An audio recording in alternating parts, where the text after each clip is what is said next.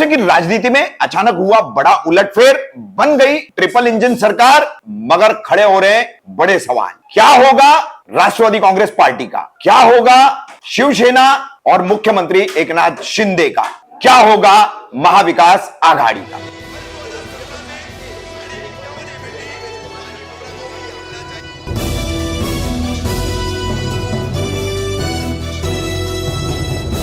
मैं रफीक कामदार, हिंदुस्तानी रिपोर्ट में आपका स्वागत है।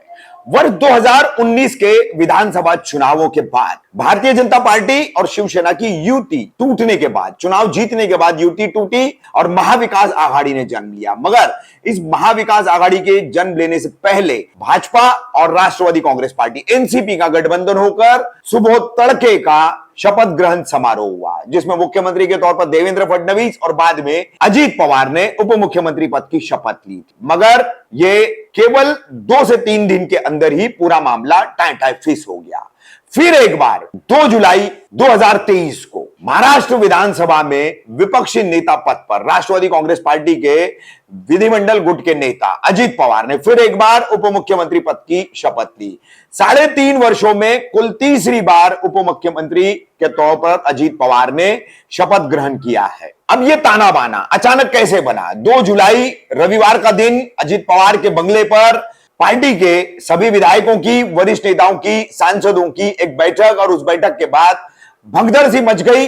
राजभवन पर सब पहुंच गए, मुख्यमंत्री एकनाथ शिंदे पहुंच गए, उप मुख्यमंत्री देवेंद्र फडणवीस पहुंच गए, राज्यपाल गवर्नर रमेश बैस पहुंच गए, और उसके बाद हो गया शपथ ग्रहण समारोह, जिसमें राष्ट्रवादी कांग्रेस पार्टी ने मौजूदा शिंदे फडणवीस सरकार यानी मुख्यमंत्री एकनाथ शिंदे की शिवसेना और भारतीय जनता पार्टी के युति के तहत एक नया गठबंधन पैदा करके, एक नया समीकरण बना करके राष्ट्रवादी कांग्रेस पार्टी के 30 विधायक, लगभग 30 से 35 अलग अलग मीडिया रिपोर्ट्स के मुताबिक 30 से 35 इन विधायकों के समर्थन पर राष्ट्रवादी कांग्रेस पार्टी का पूरा समर्थन, सभी का समर्थन होने का दावा करते हुए अजीत पवार ने ये पूरा ताना बाना रच करके समीकरण बनाया। समारोह आपको हम बता रहे कि कैसे यहां पर देखिए 9 राष्ट्रवादी कांग्रेस पार्टी के विधायकों ने शपथ ग्रहण किया है, जिसमें उप मुख्यमंत्री के तौर पर अजीत पवार, उसके बाद ओबीसी के महाराष्ट्र के बड़े नेता कहलाने वाले छगन भुजबल, उसके बाद हसन मुश्रीफ, फिर अदिति सुनील तटकरे, धर्मराम बाबाराव अत्राम, अनिल पाटिल, धनंजय मुंडे, संजय बंसोड़, ये तमाम वो विधायक है जो मंत्री बने हैं आज के इस ट्रिपल इंजन सरकार में। ट्रिपल इंजन सरकार इसको खुद कहा है मौजूदा मुख्यमंत्री एकनाथ शिंदे ने, और जाहिर सी बात है भाजपा जिस तरह से प्रचार और प्रसार करती है तो ये हर जगह डबल इंजन सरकार, महाराष्ट्र में ट्रिपल इंजन सरकार। लेकिन क्या वजह है और क्यों करके ये ताना बाना बुना जा रहा है? हमने आपको जैसे बताया शुरू में कि बड़े सवाल खड़े हो रहे, तो सबसे बड़ा और पहला सवाल कि अचानक ये तब्दीली क्यों आई? तो बताया यह जा रहा है कि पार्टी अध्यक्ष पद छोड़ने की पेशकश जब शरद पवार ने की थी, पूरी पार्टी ने एक होकर उन्हें रोका था और फिर वापस से पार्टी अध्यक्ष पद पर उन्हें ही मनोनीत करते हुए सारे अधिकार उन्हें दिए थे। उसके बाद उन्होंने कार्यकारी अध्यक्ष तौर पर सुप्रिया सुले अपनी बेटी और प्रफुल्ल पटेल जैसे वरिष्ठ सांसद को, वरिष्ठ नेता को नियुक्त किया था।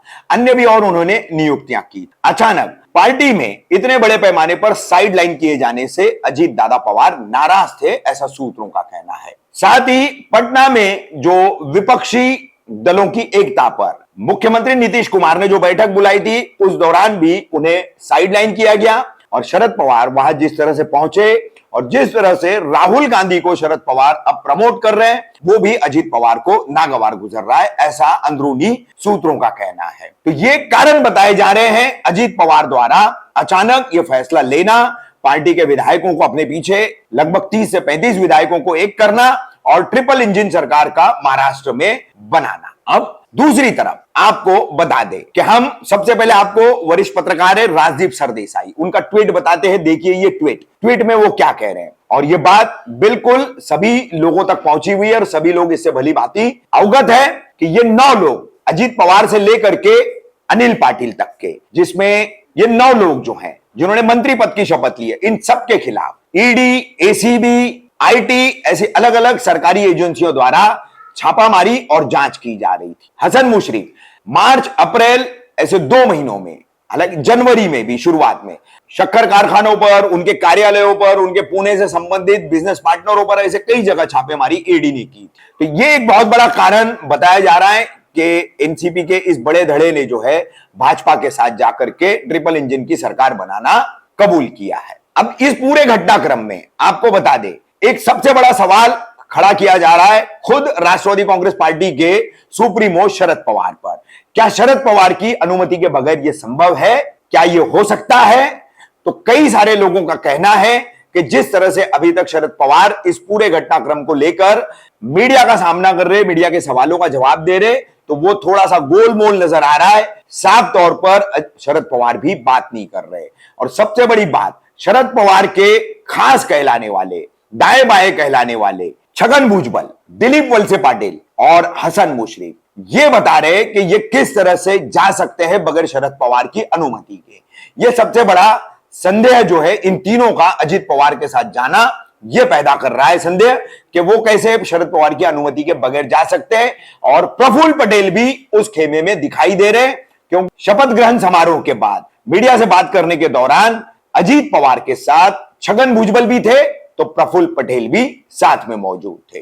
तो प्रफुल्ल पटेल भी जो है वो शरद पवार के इशारे के बगैर जा नहीं सकते, ऐसा जानकारों का और विशेषज्ञों का कहना है। बहरहाल ताना बाना हो सकता है कि कुछ और शरद पवार का मास्टरमाइंड या मास्टर स्ट्रोक हो या फिर गेम प्लान हो, जो भी हो, मगर सवाल खड़ा किया जा रहा है कि बगैर शरद पवार की अनुमति के या परमिशन के ये हो नहीं सकता। बहरहाल अब इससे जो अलग सवाल खड़े हो रहे हैं उसमें सबसे पहला और बड़ा सवाल राष्ट्रवादी कांग्रेस पार्टी में उभरी फूट का। अजित पवार के इस निर्णय से और अजित पवार के साथ जाने वाले विधायक और सांसदों की इस फूट से राष्ट्रवादी कांग्रेस पार्टी की स्थिति क्या होगी? मौजूदा तौर पर राष्ट्रीय अध्यक्ष भले ही शरद पवार है या महाराष्ट्र प्रदेश पर या अन्य राज्यों के तौर पर सारे अधिकार शरद पवार के पास है, तो अब कार्यकर्ता पदाधिकारी क्या भूमिका लेंगे, किस तरह का वो निर्णय लेंगे? अजित पवार के साथ जाना है या शरद पवार के साथ जाना है? जिस तरह से शिवसेना में फूट डाल करके एकनाथ शिंदे गुजरात गुवाहाटी गए और वापस आकर के उन्होंने बीजेपी के साथ सरकार बनाई, कुछ उसी तरह का पैटर्न जो है, ज्यादा यहां वहां न भागते हुए सीधे मुंबई से मुंबई में ये पूरा घटनाक्रम अजित पवार ने किया है। तो इससे पार्टी की स्थिति क्या बनी रहेगी? पार्टी के पदाधिकारी, कार्यकर्ता, बचे हुए विधायक, सांसद क्या करेंगे? तो राष्ट्रवादी कांग्रेस पार्टी एनसीपी में फूट पड़ चुकी है, ये तो अब स्पष्ट हो चुका है। अब राष्ट्रवादी कांग्रेस पार्टी का चेहरा तो मैं खुद हूं, ऐसा भले ही शरद पवार अभी भी कह रहे हैं, लेकिन जिस तरह से उनके बेहद करीबी और भरोसेमंद साथी अजित पवार के साथ चले गए हैं, वो उनकी बातों को भरोसेमंद नहीं बना रहा है। अजित पवार ने शपथ ग्रहण समारोह के बाद जो पत्रकार परिषद की है, उस पत्रकार परिषद में उन्होंने जिस तरीके की बातें की है, जो विजन उन्होंने रखा है कि क्यों कर उन्होंने फैसला लिया, उससे आप समझ सकते हैं कि किस तरह से, क्योंकि अजित पवार का दावा है कि सभी विधायक उनके साथ है, पूरी पार्टी उनके साथ है। मैं कह रहा हूं सभी मतलब सभी, ऐसा वो जोर दे करके कह रहे हैं। तो ये सभी में कौन कौन है? फिर क्यों कर शरद पवार इनकार कर रहे हैं? बहरहाल अब ये राष्ट्रवादी कांग्रेस की फूट का एक बड़ा सवाल। दूसरा सबसे बड़ा सवाल, महाराष्ट्र में एकनाथ शिंदे की शिवसेना में फूट डालने के बाद और अलग होकर के सरकार बनाने के बाद सुप्रीम कोर्ट तक जो मामला गया और सुप्रीम कोर्ट ने जो फैसला सुनाया, उसके तहत आगामी आने वाले दिनों में एकनाथ शिंदे और 16 विधायक अपात्र, अयोग्य घोषित हो सकते हैं और अयोग्य घोषित होने के बाद सरकार से उन्हें बाहर निकलना पड़ सकता है। तो इसका मतलब है कि एकनाथ शिंदे, उनकी शिवसेना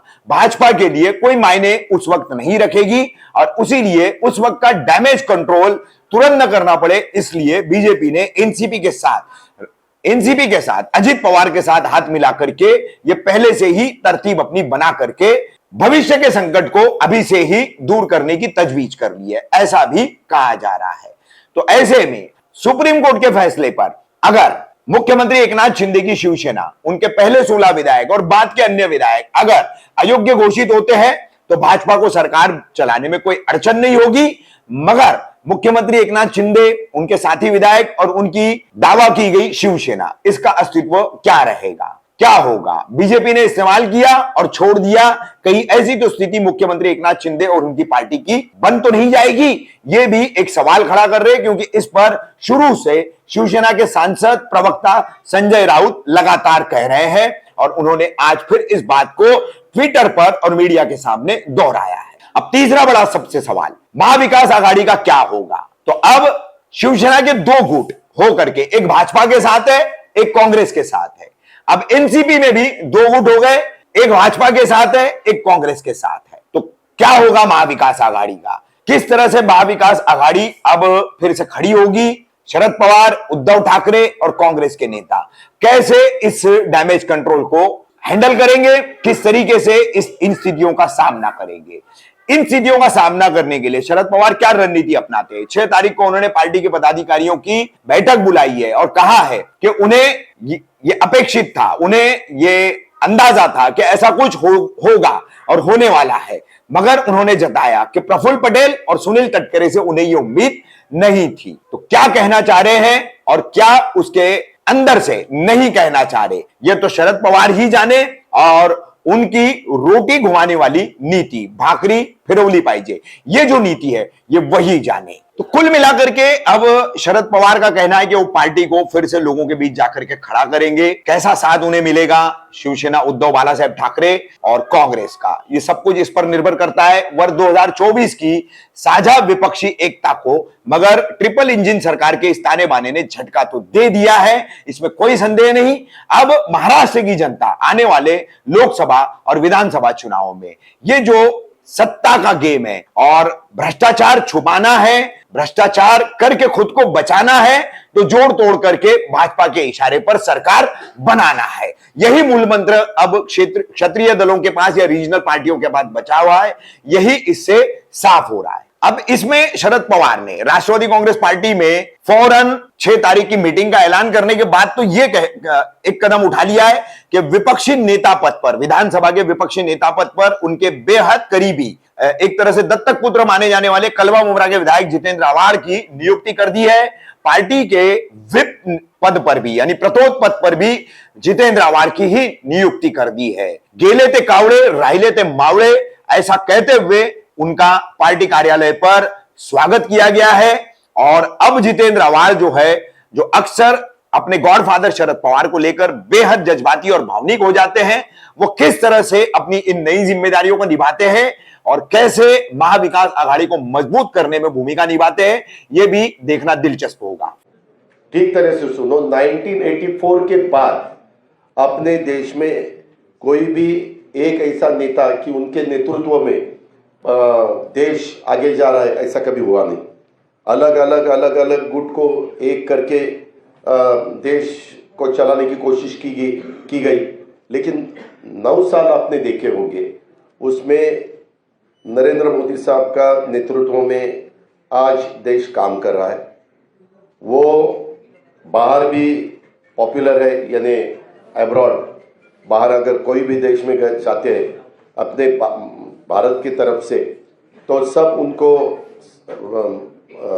सपोर्ट देते हैं, सब उनको बहुत अच्छा नेतृत्व ऐसे बोलते हैं। और ऐसा होते हुए उनका भी काम चालू है।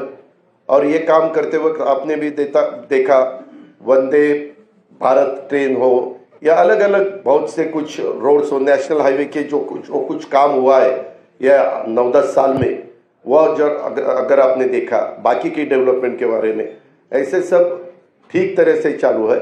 और सामने वाले विरोधक वो खुद का खाली अपना अपना स्टेट का देखते हैं, अपने अपने स्टेट का देते हैं। एक कोई मुझे लीडर अपोजिशन में दिखाओ कि वो देश का सोचकर देश में काम कर रहा है, ऐसा कहीं दिखाई नहीं देता। और इतना बड़ा पॉपुलेशन होते हुए हमें सबको ऐसा लगा कि नरेंद्र मोदी साहब के नेतृत्व में ही लोकसभा हो या आगे वाले चुनाव हो, वो सहयोगी पार्टी के नाते, जैसे हम इससे पहले कांग्रेस के साथ जाते थे, बीच में हमने शिवसेना के साथ हम 2.5 साल गए, वैसे अभी आगे विधानसभा हो, लोकसभा हो, लोकल बॉडीज का तो चुनाव वहाँ के डिस्ट्रिक्ट के हमारे कार्यकर्ता सोचेंगे, वहाँ के लीडर सोचेंगे कि क्या करना चाहिए क्या नहीं करना चाहिए। लेकिन स्टेट के और देश के जो चुनाव है उसके बारे में हम साथ साथ जाना चाहते हैं और इसीलिए महाराष्ट्र के डेवलपमेंट के लिए और देश और मजबूत होना चाहिए और आगे जाना चाहिए। जो कुछ आज थोड़े बहुत प्रॉब्लम होते हुए वो सॉल्व करने के लिए भी सबने एकजुट होके उसका मुकाबला करना चाहिए। इसी माध्यम से हमने सबने मिलके ये डिसीजन लिया है, पार्टी के नाते हमने ये डिसीजन लिया है और ये होते हुए पूरे विधायक हमारे साथ है, मेंबर ऑफ पार्लियामेंट हमारे साथ है, बाकी के पार्टी के वर्कर हमारे साथ है। इसीलिए आज मैंने डिप्टी चीफ मिनिस्टरशिप का ओथ ली। बाकी के हमारे सीनियर नेता और नया भी कुछ लोगों को हमने आज तक इस गवर्नमेंट में लेडी को प्रतिनिधित्व नहीं था, आगे शायद वो देंगे, लेकिन हमने वो भी सोचा और यंग जनरेशन को भी हमने कैबिनेट मिनिस्टर के नाते, जैसे पहले मुझे याद है भुजबल साहब के नेतृत्व में हमने जब 99 में चुनाव लड़ा था तब हम यंग थे, मैं आर पाटिल, दिलीप वळसे पाटिल, जयंत पाटिल, हम सुनील तटकरे, हम सब ये लोगों को मौका मिला था। अभी वैसा ही संजय बनसोड़े हो या अपना आदित्य तटकरे हो या अनिल भाईदास पाटिल हो, ऐसे अलग अलग नए लोगों को भी हमने उसमें शामिल किया गया है। अजीत पवार ने कहा सब नेताओं से बात करिए पार्टी। बिल्कुल, अजीत पवार जी के सामने उनके पार्टी के मेजोरिटी विधायक, एमपीज और नेता सभी लोग हैं, क्योंकि अजीत दादा एक विकासात्मक काम करने वाला एक नेता है, विकास के ऊपर विश्वास रखने वाला नेता है और इसलिए प्रशासन का भी उनको अच्छा अनुभव है और निश्चित रूप से इसीलिए उनका साथ सभी लोगों ने दिया है। जब किसी कर्मठ नेता, जो कार्यकर्ता जो दिन रात काम करता है, उसको दबाया जाता है, साइड लाइन किया जाता है, तब ऐसी घटना होती है। आपको भी जो है लीडर ऑफ अपोजिशन चुना गया है, तो किस तरह से इस जिम्मेदारी को आगे बढ़ाएंगे आप? अभी तो आज का दिन आया है, सोचेंगे क्या होता है, देखेंगे, उसके बाद बात करेंगे। अजित पवार जो पहले विरोधी पक्ष नेतेपदाचा राजीनामा दिला ही माहिती आम्हाला तुमच्याकडनं कळली, कारण आमच्याकडे दिलेली नाही। कदाचित तुम्हाला राजीनामा द्यायचा असेल तर ते द्यायचं ठिकाण हे स्पीकर आहे। विरोधी पक्ष नेत्याची निवडणूक संख्या असल्याच्या नंतर स्पीकर करतात, तो बहुतेक त्यांच्याकडे केला असेल आणि त्यांच्याकडे केला असेल तर आम्हाला करण्याचं काही कारण नाही, तो दिला असेल, त्यामुळे त्याच्याबद्दलचं काही भाष्य करायचं कारण नाही। तर दुसरा प्रश्न तुमचा, तुम्हाला ते सांगितलं मी की पक्षाचं नाव घेऊन कोणी काही भूमिका घेतली त्याच्याबद्दलचं आम्ही भांडण करणार नाही। आम्ही लोकांच्या जाऊ आणि लोकांचा पाठिंबा, लोकांची भूमिका ही आमच्या विचाराच्या, आमच्या धोरणाच्या, आमच्या कार्यक्रमाच्या बरोबर कशी राहील ह्या गोष्टीची आमची नीती आहे। जर शिवसेनेसोबत जाऊ शकतो तर भाजपसोबत का नाही जाऊ शकत असा प्रश्न होता आणि आम्ही भाजपसोबत नाही, असा त्यांचा निकाल असेल, पण राष्ट्रवादी काँग्रेस पक्षाची जी नीती आहे त्याच्यामध्ये ह्या गोष्टी फसणाऱ्या नाही।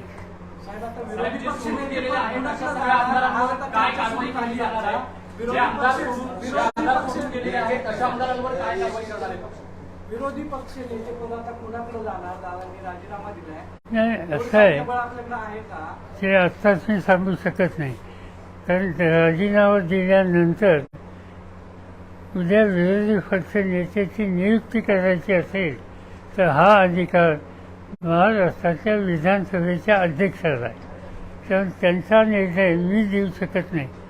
पण मी पक्ष प्रमुख म्हणून 1, 2, 3, 4 दिवसामध्ये आम्ही असेच करू। तो काँग्रेस पक्ष असू शकतो, उद्धव ठाकरेंच्या नेतृत्वाखालचा पक्ष असू शकतो की आम्ही जो राष्ट्रवादी म्हणतो तो असू शकतो. याच्यातल्या संख्येचा विचार करून आम्ही पुढं काय मांडणी स्वीकारला करायची ते ठरवू. आत्ता आम्हाला ते सांगता येणार नाही.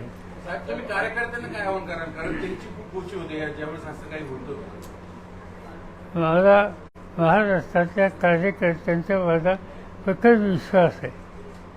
आमची खरी शक्ती सामान्य माणूस आणि कार्यकर्ता आहे आणि त्यामुळं त्या सगळ्यांना ती अस्वस्थता झाली असणार. साहजिक तुम्ही म्हणतात ते खरं आहे की जे कष्ट करतात, आम्हा लोकांना निवडून देतात आणि त्या आम्ही जी सांगतो ती भूमिका मांडतात आणि ज्या काही प्रवृत्तीची विरोधी अशी संघर्षाची भूमिका घेतात, ज्यांच्याशी संघर्षाची आणि विरोधाची भूमिका घेतली, आज त्यांच्यामध्येच आम्ही सहभागी झालो तर ते अस्वस्थ होणार. त्याच्यात त्यांचा दोष नाही. पण त्यांची अस्वस्थता काढायची असेल तर पुन्हा संघटनेची बांधणी करणं हे काम करावं लागेल आणि ते काम मी आणि माझ्याबरोबर असंख्य तरुण महाराष्ट्रातले करतील याची मला पूर्ण खात्री आहे.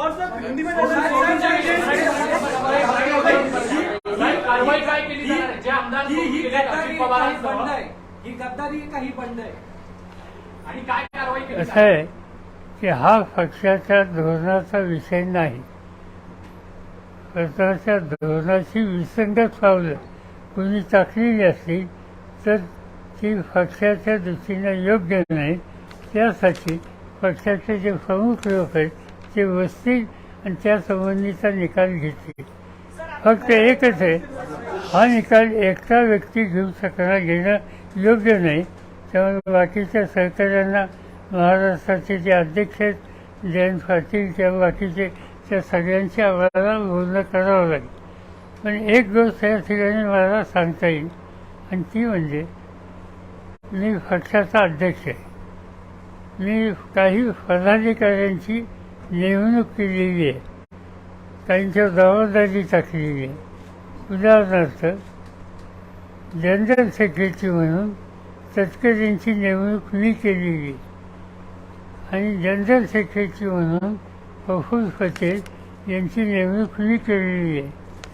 माझं स्वच्छ त्यांना सांगणं आहे की या सगळ्या प्रकारामध्ये पक्षाच्या हिताच्या दृष्टिकोनातून जी पावलं त्यांनी टाकायला हवी होती ती त्यांनी टाकली नाही आणि त्याच्यामुळं आपली जबाबदारी योग्य रीतीने त्यांनी पाडली नाही. त्यामुळं पक्ष नेतृत्वाचा ज्यांनी त्यांची नियुक्ती केली त्यांचा विश्वास राहिलेला नाही आणि त्यासाठी उचित अशा प्रकारची कारवाई त्यांनीहून तरी करावी नाही तर मला करावी लागेल. अजित पवार